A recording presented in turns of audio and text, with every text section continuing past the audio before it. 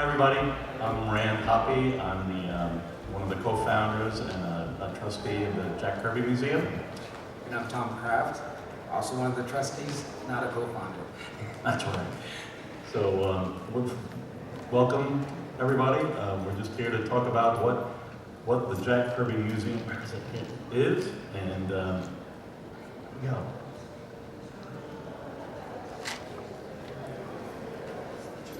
First question we always get asked is, where is the Jack Kirby Museum? And this is pretty much our answer. It's from the first appearance of the Silver Surfer. It's Jack's awesome cosmicness. We are a virtual nonprofit. We were started in 2005. I did that with John Morrow and Lisa Kirby. And we had 3 trustees because that's what the state of New Jersey required. And we've been running along that way ever since. Well, we had 4 for a while, but our other trustee is Mike Cicchini. He's in New York right now. He didn't come to the show. So we are a virtual organization. We have a unit. Oh no, I'm sorry, it's not a storage unit. It's the archives. The Kirby Museum archives are in Hoboken, New Jersey. There's lots of great stuff there, and you know, that's what we're up to. That's the mission statement. Like any museum, we have a mission statement, and the statement, it really is a guiding principles of what we try to do as a museum, mainly to encourage Jack Kirby to study, research, and to preserve his legacy moving forward for us and for future generations. I really, when I had the idea to create such a thing, it was important for me, what the guiding principle was, that Kirby really wasn't being considered the significant creative and literary figure that he was. He's like the secret, I used to say the secret J.K. Rowling of the last half of the 20th century. He really drove a lot of the myths and visual tropes and imaginations of people, and obviously we're surrounded by a lot of the you know, second and third and fourth generation people who have been inspired by him, but he really needed to be considered seriously, because he's in, you know, wacky pulp, 4-color pulp, you know, newsstand magazines. Doesn't, you know, diminish the value of his creativity and his inspiration. Hey, oh, there's 4 of the trustees when John Morrow was with us, and David Schwartz. David is a family friend of the Kirbys. He kind of stepped in when Lisa Kirby stepped out, and we were happy to have John and Dave and Lisa with us on the board for a while. You know, one of the things that we do, we get a lot of queries and requests from any number of various organizations and people, and I actually was contacted by my local public library, and they thought it was really cool that there was some Jack Kirby stuff going on in town, so I was asked to come by and instruct my fellow Hobokenites as to what that Kirby was all about. It was really fun. The other thing we do is we set up at conventions. Sometimes people walk up to us at conventions and ask us where the Kirby Museum, and it was like, well, it's right here, folks, you know. Here's one of our more humble little alcoves that we had at a New York City con. I used to really like bringing the 1970s blacklight posters to the conventions. I actually have a tube of them with me now, but I just couldn't find the wall space or booth space for them. Just because I love them so much, they're so colorful. People would come by and be like, hey, is that for sale? And I'd say, no, it's not. And they'd say, anything has a price. And I'd say, go away. You know, that's just, I hate those people. Oh, there I am again. Another booth. Mocha Fest in New York. We've been going to San Diego. San Diego since 2005 or 6, right? Since the beginning. John Morrow used to give us a corner of his booth, the Tomorrow's booth. I would sit there and have a little placard and kind of like say, hello, I'm the Jack Kirby Museum starting up. And then somebody had this really great idea. Me. What was your idea? To start a digital archive of trying to preserve all of Jack Kirby's original art. So I would end up at the Tomorrow's booth with a scanner. Right. Yeah, we'll get to the digital archive in a second. And this year in San Diego is the big 100th Centennial. There's supposedly going to be a Kirby panel every single day. This is one of them from, I think that was 2 years ago, but we've been recording them. We record the sound, we shoot video and process it and put it up on a YouTube channel from time to time. So it's a big effort. And also this is WonderCon. We've been going to WonderCon for probably 8 years, I think. It's New York Comic Con. We'll be there this year again in October. New York Comic Con's great because I live right across the river and it doesn't cost anything to set up other than the booth. So we get to like actually kind of make money at New York Comic Con. And generally what happens with the archive, we have some very good dealers, art dealers. They allow us to set up at their booth and then allow us to scan their original art of Jack Kirby, and then the word gets out and local people bring their art in. For instance, here we also have our scanner, and a couple of people came up to contribute to the archive. Yeah, we didn't even say anything in any of our feeds that like we're gonna have our scanner and bring your stuff. But people came by and they said, I heard you were here, I brought my art. It was really great. Yep. We'll talk about that. So we've been doing a number of pop-ups in New York City, Lower East Side, where Jack Kirby was born. The first one was this one. What was it called again? Alpha. Prototype Alpha. Prototype Alpha.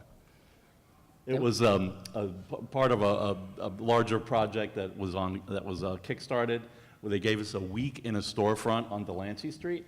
And what was really great about it were these really big windows. And those really big windows could be seen by anybody who was heading west on the Williamsburg Bridge on the right lane.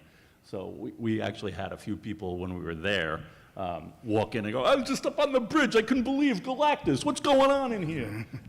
But we had a little map of like where Jack Kirby lived on the Lower East Side.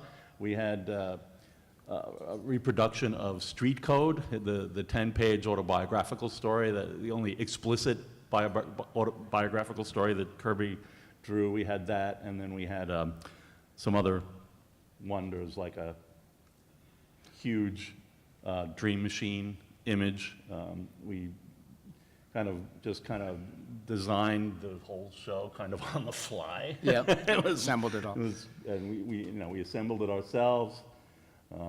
We had a nice little picture of Kirby on the entrance. It was a lot, our show what we have down in the booth is a lot like what we had here. It's kind of a small version of it. Yeah, it really works to when people give you tables and what are you going to do? So, foam core folded in a tent puts an angle on things. You can attach things to the foam core.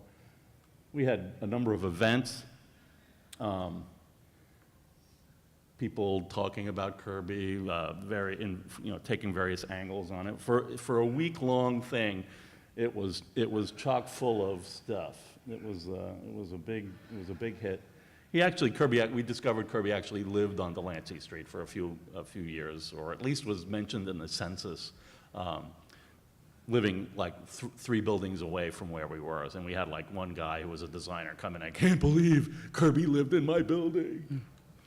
What else is good too is the local school teachers brought their students in, and a lot of the kids in the area couldn't believe that Jack Kirby, the guy who made Captain America, actually was part of their neighborhood at one point in his life.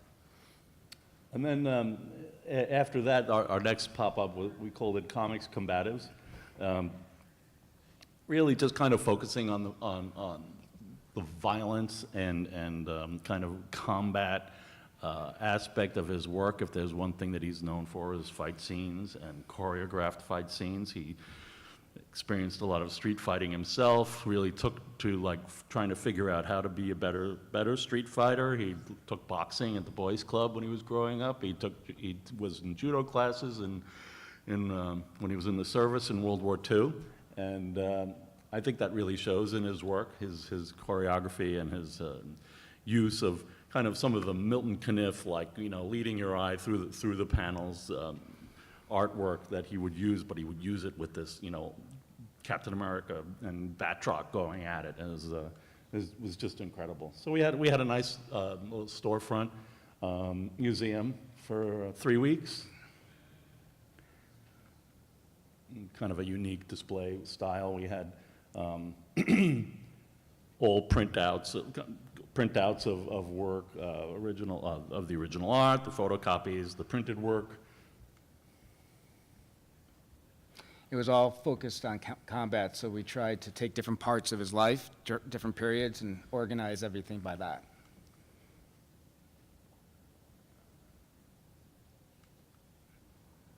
And we also put together a digital display, an iPad display, where you can go through a book and you slide your finger back and forth, and it changes from pencils to inks right before your eyes.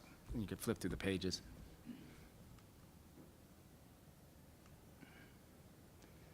John Morrow came to visit, gave a lecture. We've also, one of the earliest things we did, what was that, like 2007, I think? No, it was later than that. That was 2013, I want to say. Was 10 or 13. We got contacted 10. by a curator, and he was he was struggling to pull together Kirby art for an exhibit in Lucerne, Switzerland. So just happened to reach out to me, and I looked him up on the internet and was like, oh, okay, he seems to be all right. And actually contacted Tom here and another collector, Tom, the two Toms, and they had this really great Kirby show in Switzerland that at the time, maybe even still, was the largest exhibit of Kirby work. 3 floors of Kirby. And Fumetto is a very well-known comic festival every year. And it was actually in the building where they hung Picasso paintings, and they had to take all the Picasso down and put Kirby up in the same place. Yeah, we really like that. But here's what it looked like. It was, you know, this was one of the rooms. There was a TV crew shooting a class of like junior high kids, I think, and their teacher. It was really fun. Then there were a few years after that was 2 years after, 2013. Festival in Angoulême. Yep. They pulled together an exhibit, really more of a display, right? It didn't have any original art in it. No original art Right. display. And so that was the entrance. And this is another big European festival. It takes over the whole town. It's kind of fun. They put tents up everywhere, parking lots, the town square. But we helped them a lot. They were looking for pieces that they could print and put on the wall. So a number of the pieces that were on the wall, not all of them, but a number of them were ones that we had helped with. And that's Jean and Frederic, the 2 curators. We had a lot of fun with those guys. There's some more Fourth World. Then, what was that, a year ago? 2015? Yeah. 2015, Was, yeah. the largest Kirby exhibit in the United States. Comic Book Apocalypse at Northridge in University of California in Northridge. And once again, we were asked to help, and what was the kind of stuff that we did? They got the pencils to inks. Right, yeah, iPad. They had a commandy room, which is very exciting. right. And we also, the commanding number 14, so they had pencils next to inks in that. And many originals, we also helped out on providing archive scans for their book that they published along with the show. Here's some shots from the opening. Oh, hey, that went too fast. Silver Surfer eating that kid's head. Here's somebody using the iPad. It's really nice. That's Charles, the curator. And for that, we shot a video. It's on YouTube. If you go to the Kirby Museum's YouTube channel, you can see it. It's the whole walk through the whole show. It's Yeah. really, really cool. So a lot of that was, we were able to do that because we've been scanning Kirby art or Kirby work since 2006. So we've got 72,000 scans of the pencil, the photocopies of the pencils. 7,200, actually. What's that? 7,200. 7,200. And more than 5,000 original art pages scanned. We scan them front and back, incredibly high quality. We try, we scan at we use what's called a digital negative format, so we're actually capturing like a raw file in a camera, but we get it from a scanner. Right, so that's archival, and it's not based on pixels, so it's a much better format for the future, because as technology develops, they can use the digital information and do other things with it. So. And for the most part, I mean, the larger pieces, like the splashes and the covers, 1200 we're DPI. scanning those at 1200 DPI. That's the optical Limit of it? limit of the scanner? It's, 1200 by 2400, so one direction. So yeah, we So we're kind of like the saying edge. like, okay, so we have this, kind of the best scanner that you can get that's less than $15,000, and we're just saying, just give us, the best you've got for covers and splashes. It's really fun because you can print them out really huge and they look great. Right. And again, the purpose of this really is because things get yellow, there's fires, there's natural disasters, and we don't know how long this art's going to be around, so capturing it as soon as we can and getting it in this format for us and for the future is really what we're all about. And that's the view that I'm sitting in at one of the conventions. I know this looks like WonderCon or New York, I'm not sure. And again, we sit there with the scanner, and dealers come up with their art, and also collectors come in on site and we scan. And sometimes that involves going to hotel rooms and throwing the scanner in the hotel room. Wherever we can scan, we scan. And that's just one stack of stuff that I was scanning at one point. And sometimes it can get pretty boring. Scanning is great.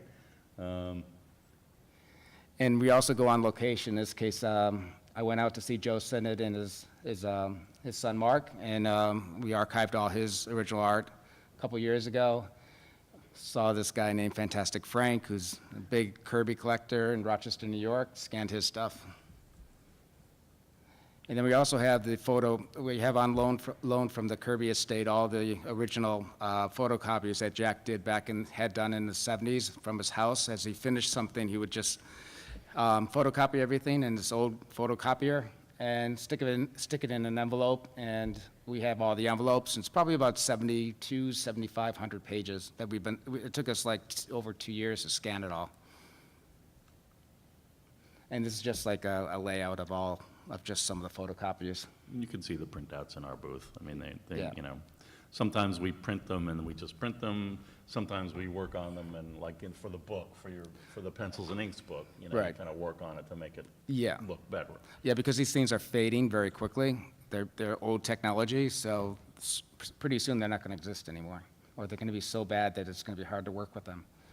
And so amongst the queries that we get contacted by publishers like Abrams and Mark Evanier. We're putting together the Simon & Kirby studio book. We had a number of scans. We actually went to some collectors' homes and scanned things specifically for Abrams. And Abrams is fine. They work with us as far as, we charge an image services for that kind of thing. So it actually helps us raise money so that we can, pay the rent and hotel rooms and stuff like that. We actually did help out Mark Evanier on his Abrams book years ago, and that's coming out again in a new edition this year for the 100th. This is the pencils and inks book that Tom worked on. Yeah, this is a concept that we had a couple years ago and finally came true thanks to IDW. There's two different covers. There's a museum cover, which is the one in the foreground that's only being sold by the museum. But it was a great project and worked directly with Scott Dumbier. And we're going to be doing another issue of this probably next year, I believe. And it's going to be based on splashes and covers. And we also approached Mike Royer, the inker on OMAC 1, Demon 1, and Commandy 1, and had a limited edition of 50 signed by him. Different ways to fundraise for the museum. In addition, we work with Scott on a lot of these books. Since we have the biggest archive of Jack Kirby original art, we can help him out on some of his artist editions that he's been doing over the years, including the new Fantastic Four big edition that's coming out. We helped him out on that as well. And Forever People too, just came out. And because we have this vast resource of digital files, we can also create limited edition prints. For instance, and a lot of times when we create these, we want to restore them as close as possible back to the originals. For instance, this is Tribe's Trilogy. On the left is the original scan of the art. As you can see, it probably was in a frame at one point, so the edges had that bright purple or magenta. And also a lot of it, colors had faded. And on the right, we restored back all the pink, magenta, and pushed up the blues to get it as close as possible to probably the way it looked when Jack did it, which allowed us to do the whole series. And these are part of Kirby 100 limited edition prints we're doing, and we're going to continue to do it. We're going to be approaching Marvel and DC to find out if we can do some other copyrighted stuff with them. In addition, this is a picture of Jack with the Dream Machine as he's doing it, and on the right is, what are they, Martin inks, are they called? Dr. Martin watercolor inks, yeah. Right, that's what he used back then, so we know what those colors are, so we try to restore to that, and we had a limited edition print of that. The original size of that is probably 40 inches wide. This was like 70%, I believe, size. Yep. And you want to talk about? Sure. So there's this collector, Tom Morehouse, who helped us out with the show in Lucerne. He's also a collagist. So if you've seen the 50 Years of Marvel book by Les Daniels, I think there's a collage on the book plates. That's Tom's work. He started to work on something that was Kirby. It's going to be I think it was going to be 8 pages or 8 spreads from Marvel, and he pitched it to them, and they didn't bite. So he just kind of decided to dive into it and do it anyhow. And this is pretty much every character that Kirby drew at Marvel. It's called the Power Packed Marvel Art of Jack Kirby. And if you really wonder where Marvel came from, you can just kind of look at that and go, oh, yeah, it's Kirby. So again, another query we got was early on. This is now, am I going to get the name of this right? I'm probably not. It's one of the first pop art pieces. It's a collage. It's not that big. I think it might be this big, by Richard Hamilton. What is it that makes today's living room so compelling? Or, sorry? What is it that makes today's home so exciting? Correct. Yeah, it's something like that. And it's got a Tootsie Pop in it, and then some people say that that's where pop art came from. This was in the 50s. But there it is. There's a Simon and Kirby Young Romance cover on the wall. And we had a fancy art magazine. I'm sorry to call them that. We had this art magazine from London contact us and say, got any ideas what this thing is? So I reached out to Harry Mendrick, who had been writing a Simon and Kirby blog for us, and he actually did find it. It was this issue of Young Romance, but if you notice that the Young and Romance of the cover are in black, and the one in the art is knocked out, is just an outline. So he actually found that it was in a house ad in another issue. Like he was like digging through the old romance comics. So it was kind of a cool thing to actually kind of nail that down and help like fine art, pop art scholarship along to like, you know, people look at collages and try to figure out where all the sources are. And we got involved in that. And I thought that was pretty fun. Oh, let's look at some Kirby cosplay. There's been some fun Kirby cosplay. Oh, there's Galactus. We really enjoy that. We think that Kirby was a great costume designer. We just started making sure we took pictures of, you know, people wearing Kirby costumes. We had little Barda stop by at a WonderCon booth a few years ago. This guy that's our booth today. I think he showed up today. No, it was yesterday. That was yesterday. Yeah. This was WonderCon. Lady Etrigan, I guess. These guys, I don't know, they're hilarious. Lego Sentinel. But I don't know, you know, it seems like since we're virtual, we are very computer based. We're, you know, technologically oriented, and the world is more and more like that. So, you know, here's Commandy behind the scenes in Chicagoland, realizing that there were endless rows of working computers. You know, if only computers could do all the work that we do. But we do use them a lot. So just a reminder about like who and what we're talking about. Here's, you know, the thing about Kirby was he was born on the Lower East Side. It was a very tough life. His mother and his parents came from an area that I believe is now in Poland, but was part of the Austro-Hungarian Empire called Galicia. Her mother and her people were storytellers. So he and his brother knew vampires, they knew gods, goddesses, werewolves, even before movies, books, or anything, because they just lived in a house filled with people getting together and just telling these amazing stories. The thing is that it was also a time of technical, you know, the post-World War I era was a kind of airplanes and airships were very exciting, and there was kind of a hopeful technological aspect, especially if you were a 10, 11-year-old boy. So he really liked airplanes and dirigibles and stuff like that. And one day he was walking home from school and he found a tattered pulp magazine in a rain-filled gutter. Started reading it. It looked like that, and it changed his life. He never experienced he never had an experience like that before. It was mind-blowing, and it was that special moment when you're 12 or something like that, and the hormones are all doing their thing, and you kind of realize, oh my God, this is what I love. So he really enjoyed that experience and having his mind blown, and I think that shows in his work. That the sublime was something that he was interested in, and he thought people would like to experience that more and more. He saw the use of mythology in science fiction, and how science fiction was the mythology of you know, the modern era. There he is with Roz in a boat in Coney Island.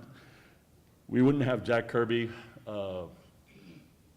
work with us if it wasn't for his marriage to Roz. She was the person who kept him going.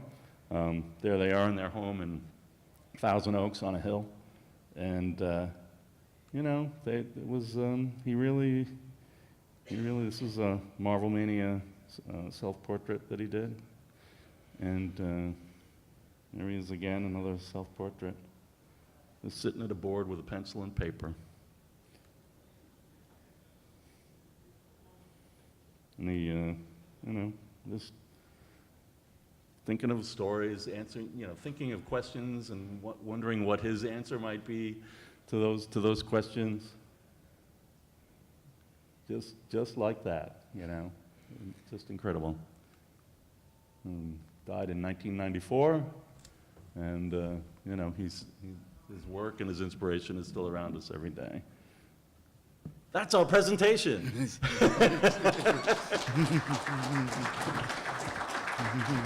anybody have any questions or anything? Anything we can follow up on, or? Have you had an archivist work with your collection at all? I have, in my time, we had a visit from an archivist early on who was very, very helpful to tell us, like, you know, that our archives were in moderate shape, and but was very helpful to point us in a direction. And I actually, having done the work that I do with the Kirby Museum, I'm actually been hired by the Hoboken Historical Museum as their collections manager. So I'm kind of in the middle of all of that. I know how things should go,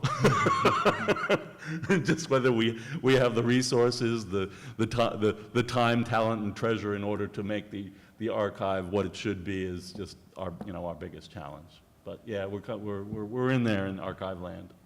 Thanks. Yes. Have you considered doing a series of puzzles or anything like that with his work? I'm serious. A series of. Puzzles? Puzzles? Jigsaw puzzles? Yes, we have been approached about that, but we haven't really gone any further. I mean, the thing is that what we do, like with the prints for the Tribes Trilogy prints, the Dream Machine print, the T-shirts, we've been using pretty much only work that Jack Kirby worked on, first off, and that's through the grace and help from the Kirby estate. They're like, yes, you can use our dad's work to promote your efforts. But once we start getting, and we've been printing them ourselves, other than the T-shirts, but it's like once we start getting involved in, like, you know, a larger, like, manufacture thing, we might be encroaching on their own licensing arrangements that they have with other people.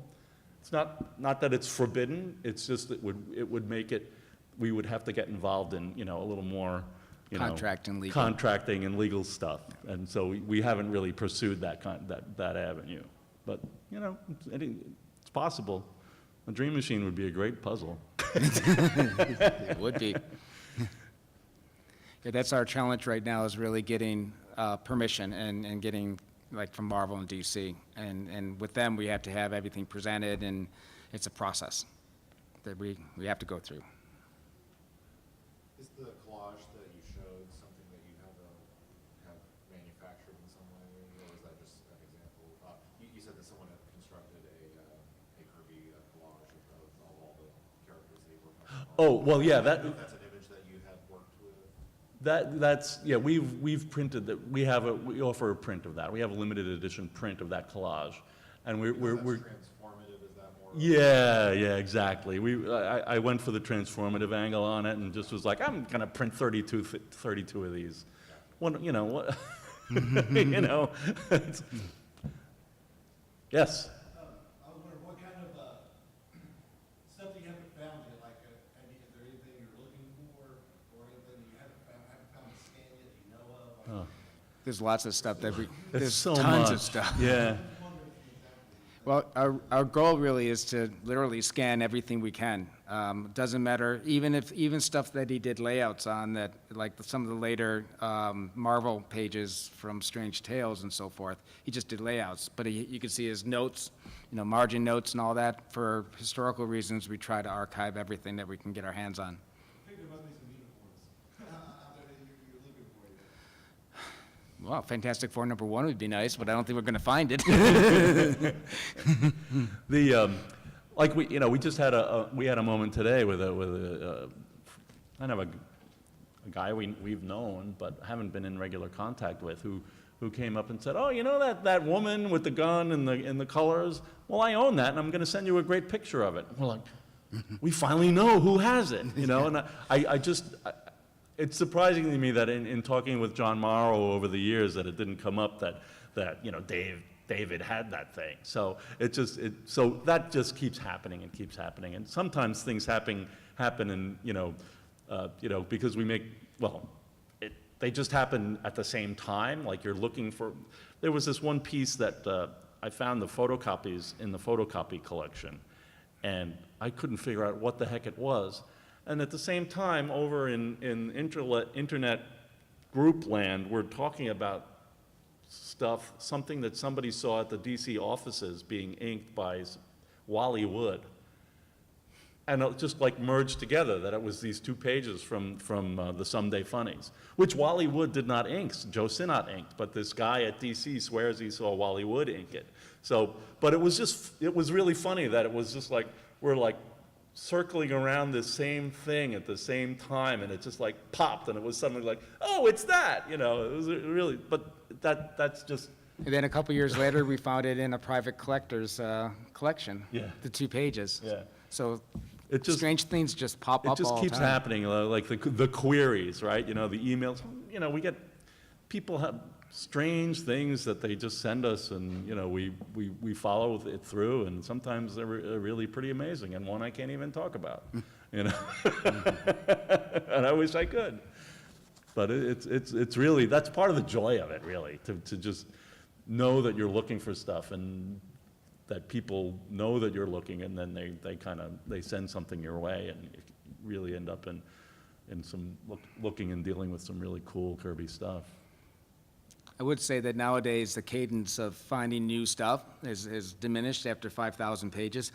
So Yeah, we used to go to San We're Diego. we're on the long We tail. used to go to San Diego and scan between 100 and 200 pages. Now we're lucky if we scan 50.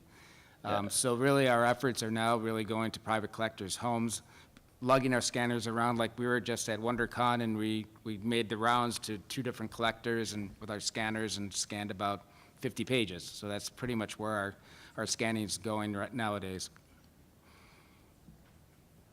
I'm sure there's a lot of pages that you're in possession of scans of that were unpublished work. Yes. And I don't know if that's part of the conversation with if you could license these characters from the publishers, if there's sort of a different direction where they could maybe use your resources as finally publishing, like, I'd love to read the Dingbats 2 and 3. Yeah, we have a couple odd pages. We have photocopies from some of I've that. seen a lot of pages that, Yeah. things I keep wanting to do in the day when I find free time. Right. Is, Go through the collector and pull all the dingbats together, yeah. I go from issue to issue to issue Yeah. and read the story. Right, You know, because I feel like they've published like dozens of pages by now. and Yeah. I don't know if it's all of them. there are photocopies of the finished pages, and they are, what is it, there's 2 more issues, right, I think? There's the first issue special. Right. And then, I think 2, 3. Because of Jack's page. Yeah, the contract, Yeah. so there were 2 more stories. There were 2 more stories, and I don't know why they weren't in Cancel Comic Cavalcade, maybe because they came kind of before that. Or why they weren't in that Kirby Yeah. Omnibus. 2 and 3 are in Cancel Comic Cavalcade. Right. And also this Sandman 7 was put into there too. Yeah, there was the Kirby Omnibus, and it was just a mystery to us that they didn't put that stuff in there. But what happened with it, what I know is that one story is kind of okay, as far as image scan. There is another story where one page is fuzzy. Yeah.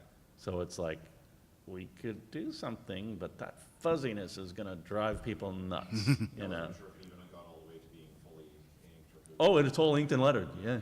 Yeah.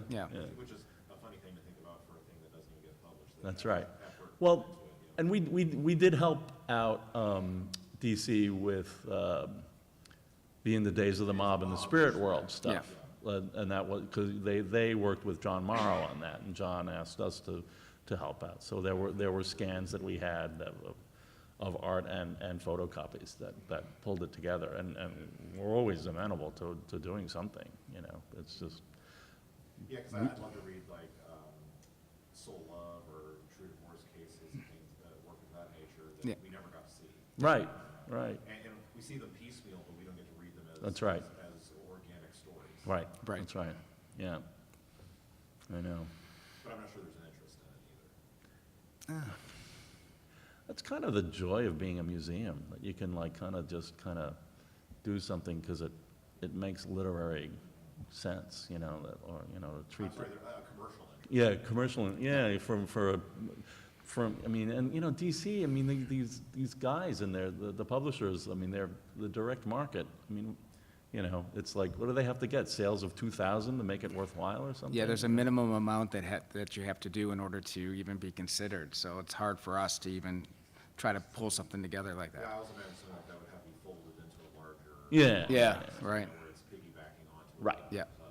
The Right. eye-catching. yep. Yep, Of course, this stuff wasn't considered commercial enough to publish. Right. When it was aimed at being True. commercial, so why not? yep. Anybody else? How do you get your funding? We sell T-shirts and prints.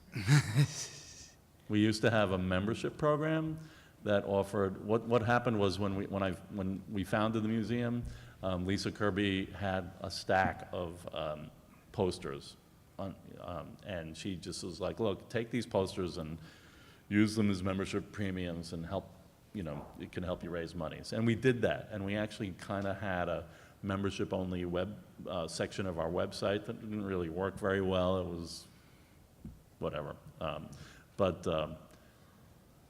So we were doing that for a while, like become a member, you know, for an annual member, and you can gain access to our website. So we're working on a new kind of collections website that we hope will kind of foster a membership again.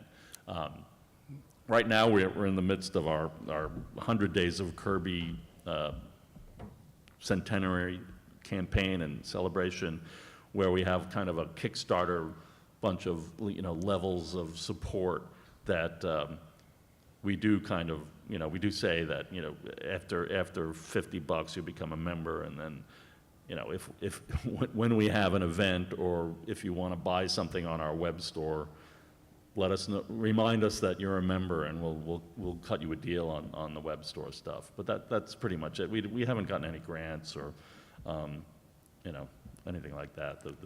But we will be. And we're also building this digital, the collection website, which will house a lot of those scans, the 7,200 pages, as much as we can get up there, assuming we can get some volunteers to help with the Photoshop work.